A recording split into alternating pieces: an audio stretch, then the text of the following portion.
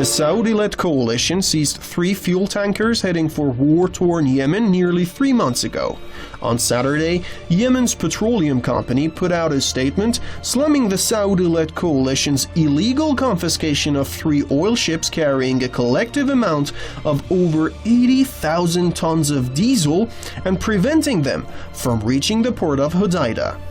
Saudi Arabia still prevents vessels from docking in Hodeidah port despite them having received UN permits for sailing in international waters. Earlier this year, Yemen's Minister of Oil and Minerals Ahmed Abdullah Dares warned that the Saudi seizure of ships carrying petroleum products could lead to the suspension of the service sectors and cause a humanitarian catastrophe.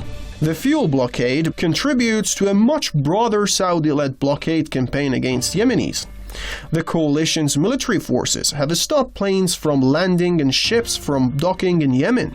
Many critics had prophesied that the blockade would keep much-needed food, fuel, medicine, and humanitarian aid from reaching desperate Yemenis, including millions of children.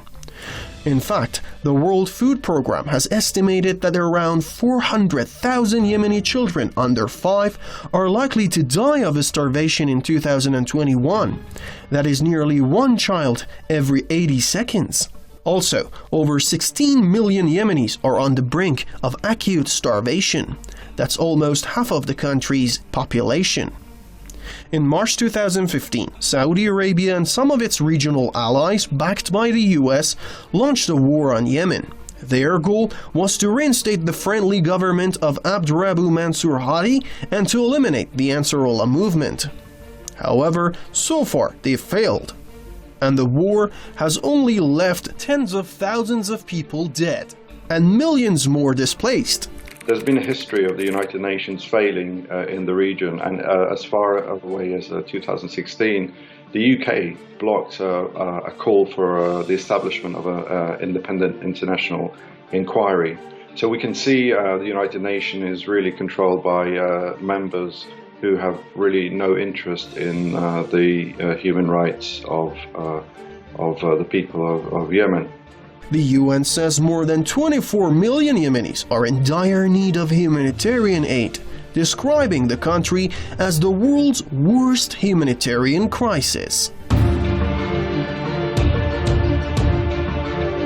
The ongoing fuel blockade against Yemen has led to food and medicine shortages. These items cannot be transported without fuel.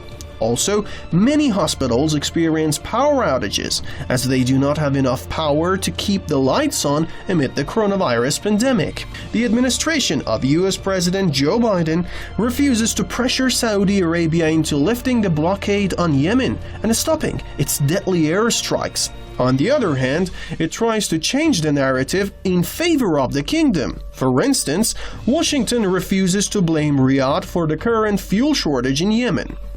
The US says the Saudi coalition only blocks ships and planes that the Hadi government doesn't grant permission to. Therefore, it's the Hadi government that's imposing the blockade. But Washington's shameless support for Saudi Arabia doesn't end here. The Pentagon said the proposed sale of 280 advanced air-to-air missiles was approved by the State Department in late October. The deal is valued at up to $650 million. The missile sale follows the U.S. approval of a $500 million helicopter maintenance deal for the kingdom in September. The sale flatly contradicts Biden's sayings during the first major foreign policy speech of his presidency that the U.S. is ending its support for the Saudi-led bombing campaign in Yemen. Well, some people believe that America's economy is built around merchandising death in general. The sale of $650 million recently, this week, to Saudi Arabia by the US is really, from their position, the support of the US foreign policy to the national security interests of the United States.